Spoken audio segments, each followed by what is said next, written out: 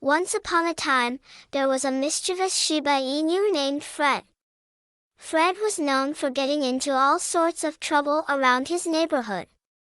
One day, he decided that he wanted to go on an adventure. Fred packed a small bag with some treats and his favorite toy, and set off into the great unknown. He walked for hours, sniffing out all sorts of new smells and meeting interesting animals along the way.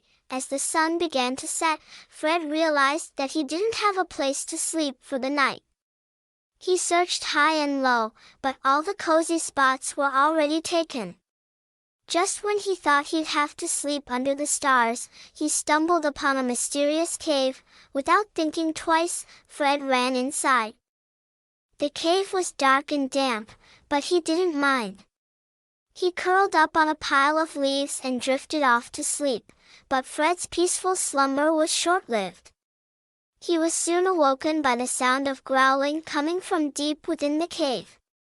Suddenly, a pair of glowing eyes appeared in the darkness. Fred's heart raced as he prepared to face whatever was lurking in the shadows.